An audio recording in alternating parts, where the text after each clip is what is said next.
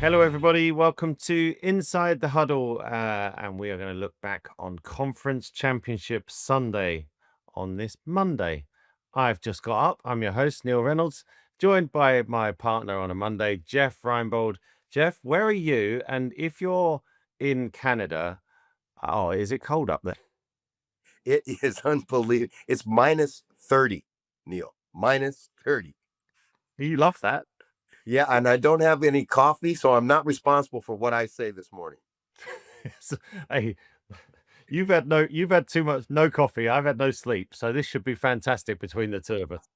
We're going to talk about the AFC and NFC championship games, one of which included some incredible weather scenes. But what we're left with now is New England Patriots and the Seattle Seahawks in Super Bowl 60, Sunday, February the 8th. So let's start with the AFC championship game, Jeff. The New England Patriots, they beat the Denver Broncos 10-7. And this was a game, I guess. You wonder about games that have the fingerprints of a coach on them. I think Mike Vrabel worked the weather, worked all the tactics out just perfectly because it was never going to be an offensive showpiece because that weather came in quick. It did. And, when you look at this one, and I think the question that everybody's going to ask is Denver in the first half has an opportunity to kick a short field goal to get 3 points on the board and choose to go for it on fourth down. Now, and it was really, really, uh, at the time, questionable call. But as the weather came in, it really became, maybe the defining moment of the game because everybody was going to struggle. You knew as the weather hit that both offenses were going to just grind to a halt, and it was going to become a game of attrition. And I think this is one of the things that the analytics guys, this is the rage now to go for it on fourth down, particularly early in the game, because you need sevens, you don't need threes. But in this game, every point was at a premium. And certainly that's a question that's going to be re-asked, I think. So I think a couple of things. I don't know if that, and I genuinely don't know. I don't know if that weather came in unexpected. Phoebe was there for us. Phoebe Schechter was on the sidelines. She said it changed in the click of a finger at halftime, but that can happen around the mountains and all of that. But if that was expected, this could become a snow game in the second half. You'd hope that Sean Payton knew that. I don't know whether that was expected, so that maybe is unfair to put that out there, but that's certainly something you would factor in. Also, I think you would factor in if you're the Broncos, we have an excellent defense. We don't always need to score sevens. We're not going to be in a 35-31 shootout here. We've got a backup quarterback who hasn't played in 2 years. Every point is precious. So I think that was a huge moment. It was a short field goal. The weather hadn't set in. They would have been up by 10. And to contrast that, obviously Drake May scores on the rushing touchdown, tie things up. And then in the third quarter, Mike Vrabel, the weather's coming in now. He takes the 23-yard field goal from Andy Borregales and then plays everything very close to his vest, Jeff, and wins the game. No question. I thought they managed the situation and the weather and the clock and all of it so much better. And, Mike Vrabel, let's give Mike Vrabel his credit. I mean, this was a team that won 4 games last year, and now they're in the Super Bowl. And, they they go out and get Robert Spillane, who is the heart and soul of their defense, calls the signals. They lose him in the first quarter for the game. And you got another guy in there, and it's next man up. It's all the cliches, but it's all true. This is a tough, resilient, good New England Patriot team. You can't say anymore they didn't play anybody. They played some of the best defenses in football in the playoffs and got through. So they deserve where they're at. Yeah, Drake May has run past the Los Angeles Chargers. That's a good defense, as Jeff points out. Houston Texans, number one in terms of yards allowed this year. And now the Broncos, who led the league in sacks and were second in yards allowed. They went 9-0 on the road. That speaks to toughness. That's the first time a team's done that. Never been done. You're No. right. And Mike Vrabel said afterwards in the trophy presentation, Jeff, he said, If we win the Super Bowl, it won't be about me, it'll be about those players. He's just saying the right things and being modest, but it will be about him. He's a major part of this turnaround. No question, and I think, it was so poignant to see Mr. Kraft on the dais again, accepting the trophy, and he did say it's Mike, and I think that's if he's not coach of the year, and there've been some Liam Cohen, there's been some great coaching jobs done this year, but if he's not coach of the year, I think it's a travesty because Mike Vrabel has redefined who the Patriots are. It's one thing to take a team from 4 or 5 wins to win a division. To take a 4-win team to the Super Bowl, I mean, it's reminiscent of when the dynasty began in New England. They went 5-11 the year before things were turned over to a second-year quarterback called Tom Brady. Now it's a second-year quarterback called Drake May. He only had 86 passing yards, Jeff. But again, these circumstances uh, were not brilliant. It was terrible, terrible weather. He rushed for 65 yards. And only 3 quarterbacks have rushed for more than that in a playoffs game. So, again, there are different ways to win, ways you got to dig in. And it felt like Drake May did that as well, including pulling the ball on a keeper to basically ice the game. Yeah, Neil, he's tough, and again, there's that word again. We're talking about toughness and New England toughness, and he didn't throw the ball well, and the conditions were awful, but he did what he had to do to win the game, and I can't stress that enough. He won the football game. Think about this, and I don't want to jump way ahead, but New England has 6 free agents, potential free agents on this football team. They have a quarterback who's in his first contract. They're only going to get better. They've got everything set up for this to be a long haul deal. And I'm not going to use the D word, but hey, watch out. They didn't go away for very long, did they? They went No, they 7 no, they years. did not. 7 years since their last Super Bowl appearance. They're back in a record 12th Super Bowl in Levi's Stadium on Sunday, February the 8th.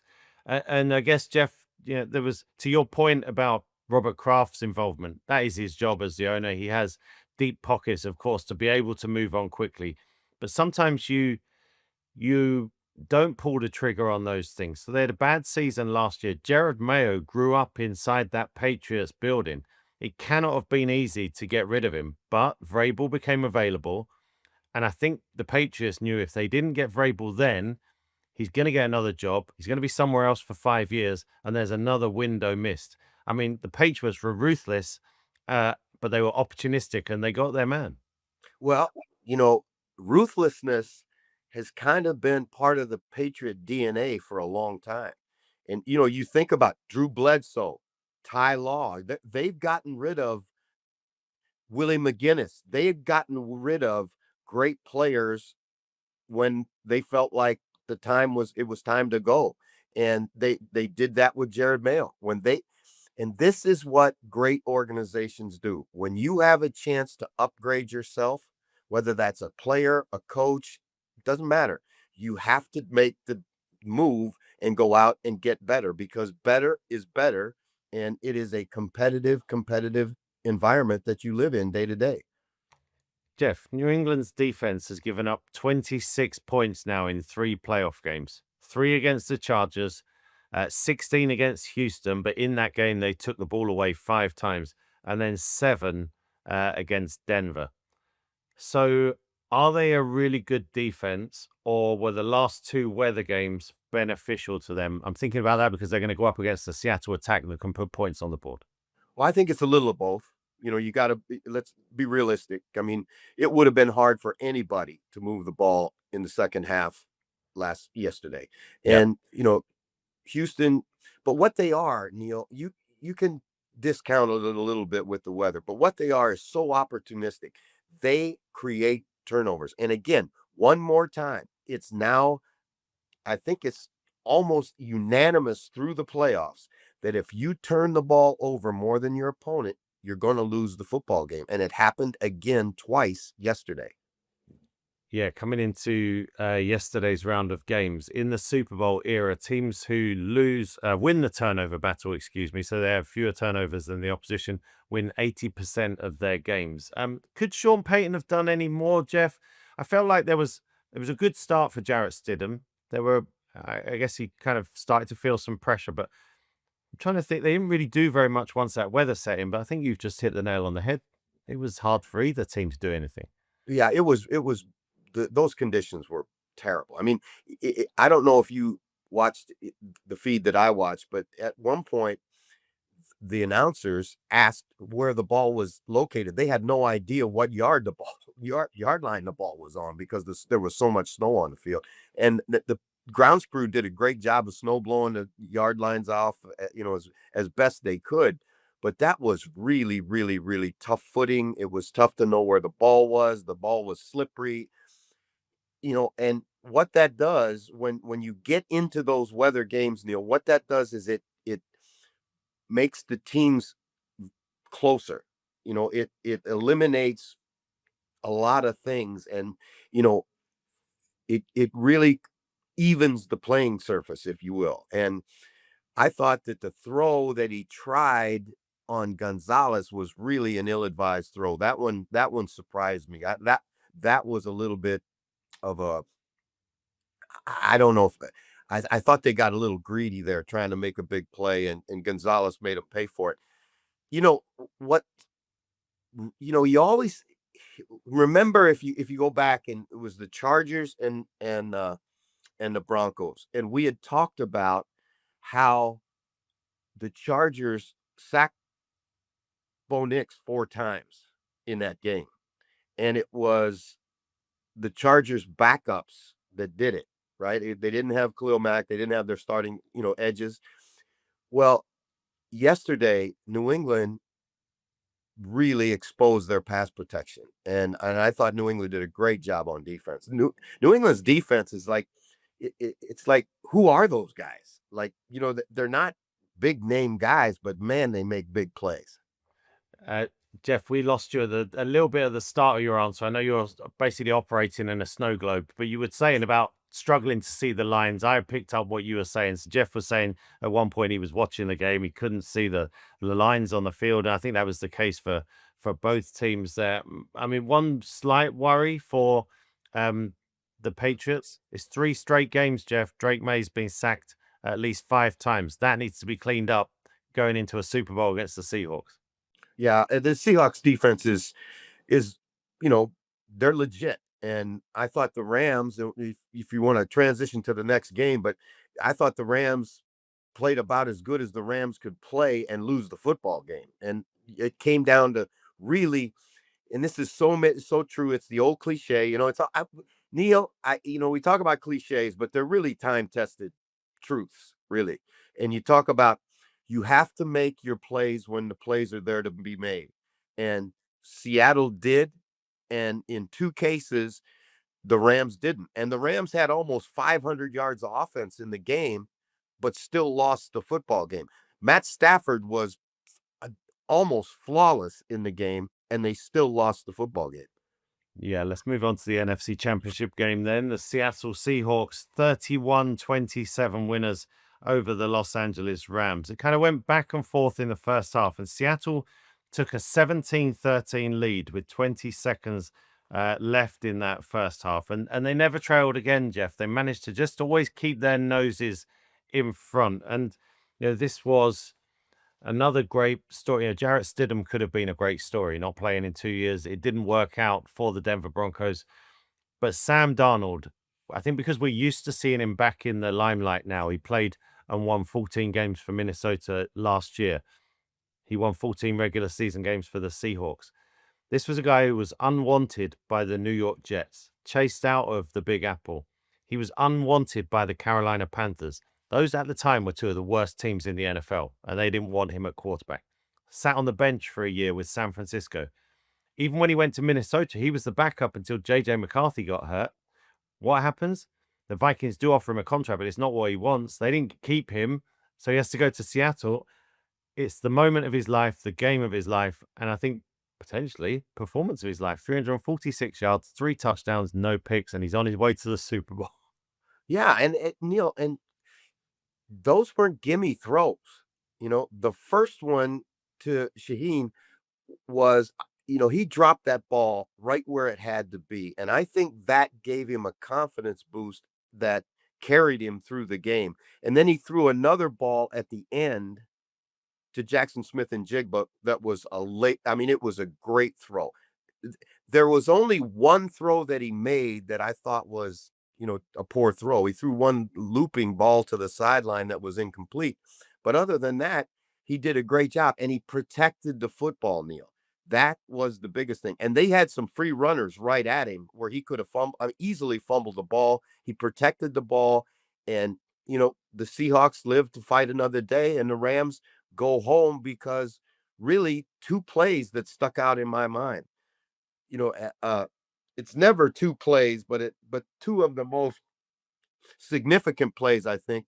Obviously, Smith dropping the punt, and then the next play, Bobo hits how about this? You catch three balls all season, and they run a post cut with you, and you score in the championship round for your fourth catch of the year. And then Kobe Parkinson, who had made great catches all the way through the playoffs and was really emerged as a star tight end. They run a play and absolutely fool Seattle. They've got, the ball is a perfect throw, and just one defender kind of flashes underneath Parkinson, and he drops it, and he'd have walked into the end zone for a touchdown. And they don't complete that drive, and the rest is history. Yeah, couple of key moments late on, and obviously this is kind of revisionist, but I've been raising this a little bit in recent weeks anyway. You've alluded to it with Sean Payton, the not taking of the points. So under 5 minutes left, I get uh, McVay going for it on 4th and 1, and Stafford scrambles for the first down. It's 4th and 4, and the pass into the end zone is broken up by Devon Witherspoon. Turnover on downs. And actually, Stafford doesn't see the ball again until what, 30 seconds left, 25 seconds left, no timeouts. So that's tough because he needs a touchdown. You take the 3 there. I know it's still tough. I know it's still unlikely, but Stafford only then needs a field goal to win it. And I think this is happening time and time again. And it's not being questioned because it's the norm now. But I think there was an opportunity potentially. First of all, there's two things. First one, McVay going for it, but second, great play by Witherspoon. But I think they turned down some points there, which would have changed the final 4 or 5 minutes of that game. Yeah, I thought there were two things about that, Neil. Number one, they were running the football. They ran the ball extremely well. And in that drive and towards the end of the game, they really abandoned the run. Everything was throw, throw, throw. Um, that was a little surprising to me. And then I thought that, talking to Bucky Brooks after the game, that he really thinks that there's going to be what he called it, a market reset. Like the stock market when things go crazy and then they come back.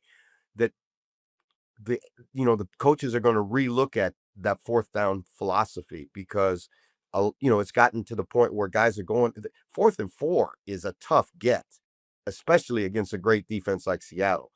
And you're right, it would have gotten them closer, and then who knows? But we'll never know, and that's why they play the game.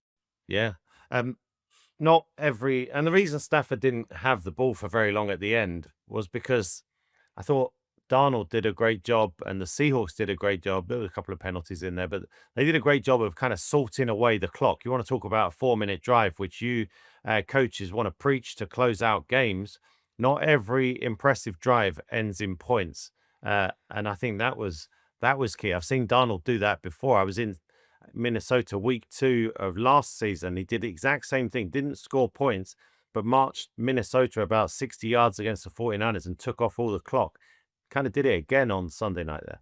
Yeah, and boy, you saw the frustration on the sideline between, with McVay and Stafford, knowing as the clock was ticking away that their chances were running out. And the Rams, you the Rams really, in my mind, didn't lose the football game. They just ran out of time. They just didn't have enough time because even with 20 seconds left, Neil, Matt Stafford completes 2 balls and they're at midfield, right? And Puka's trying to get out of bounds to, to get him one more play. So, hats off to the Rams. I what my emotion after the game was just how how unbelievably exhausted the Rams have to be right now because to play, the regular season and then go on the road 3 times and do what they had to do and come that close and realize that now as you walk off the field into the locker room that you're faced with that mountain again, right? Because a season is like climbing Mount Everest, and you know you got to leave everything behind before you start to climb. You got to leave your family behind. You got to leave your comfort behind. You got to leave, and that it's going to be an agonizing, all-encompassing journey to the top, and you don't get there, and now you got to go all the way back down and climb again. Yeah, you have to deal with a shorter off season, which is no benefit when you haven't won the Lombardi, and there's no guarantee you're going to get back knocking on the door. This is what Sean McVay's now got to build with and work with. Washington last year, Jeff, were in the NFC Championship game. They had a disastrous season with injuries. Detroit 2 years ago had a big lead at the half against the 49ers. They've not got back close to the Super Bowl. So you got to catch lightning in a bottle when you have that chance, haven't you? Yeah, absolutely. And you know, uh, think about Stafford, and I really truly believe he's the MVP of the league, and he should be. And to play as well as he played last night, and to leave it all on the field like he did, and to do it for all those years, he's going to be 38 now, and can you get it out of yourself? It's not even the physical part as much as it is the emotional part. He's got 3 young kids. You almost have to set your family aside for 6 months of your life, and your whole focus is, you know, your team and winning football. It is exhaustive. It is incredibly emotionally and physically exhaustive. And, you know, it's just I can't even I felt it too many times.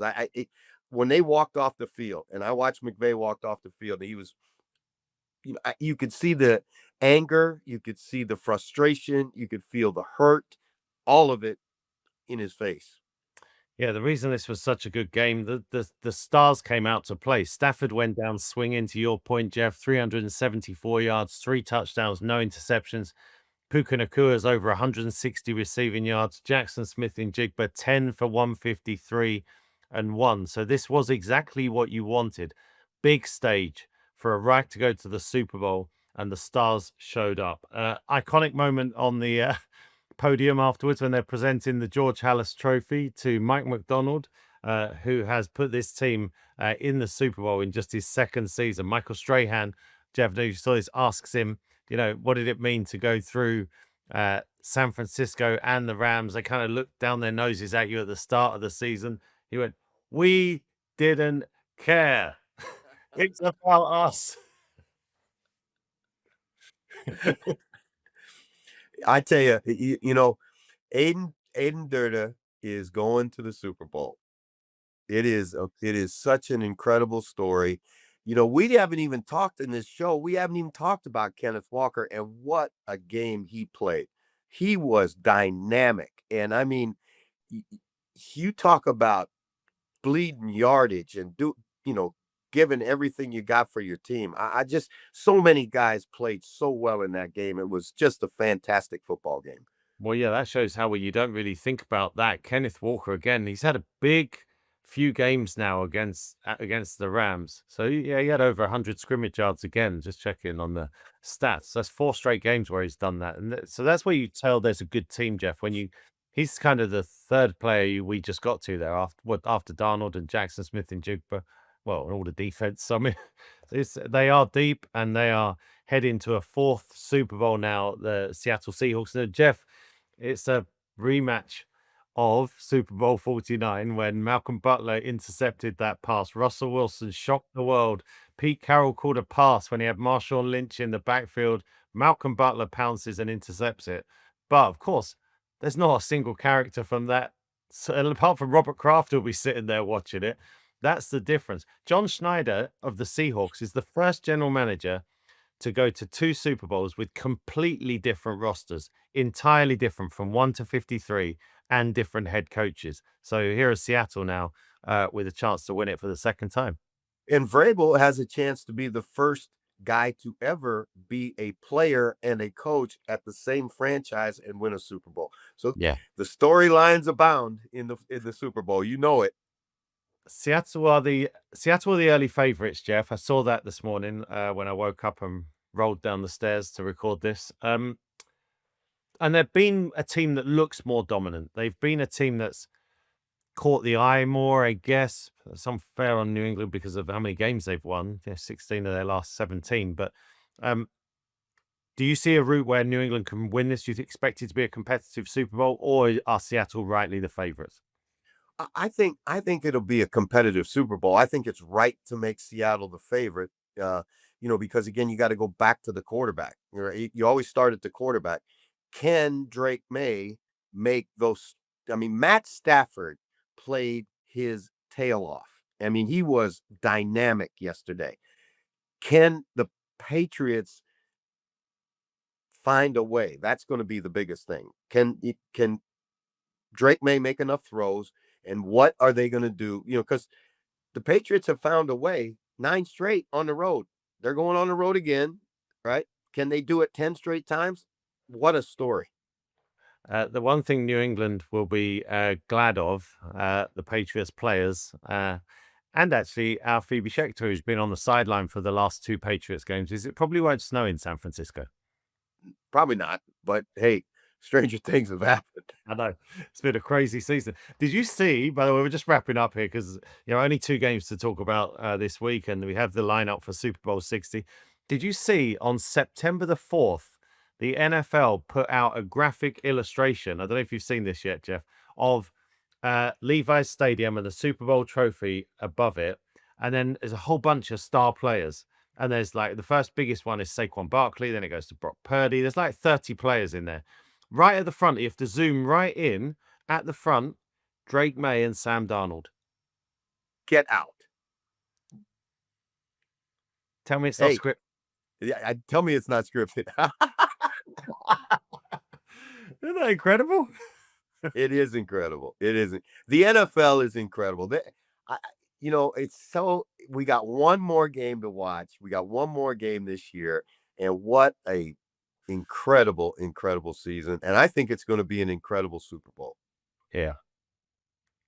It is going to be. It's going to be fantastic. And Jeff, we're going to get together one last time, whether you like it or not. So I'll be in the Sky Sports studios. You'll be with Virgin Media broadcasting to the fans in Ireland. So great to see you doing that and see you on the coverage and see you in San Francisco. And then we're basically going to find wherever you're hiding in the stadium, drag you to our studio, and we're going to wrap up this 2025 season because it has been spectacular. I wouldn't want it any other way, Neil. To finish the season with you and Phoebe is going to be, it's as good as it gets. All right, so there we are. The New England Patriots and the Seattle Seahawks and me and Jeff are on our way to Santa Clara for Super Bowl 60. Until then, Jeff, say goodbye to the good folks. Aloha.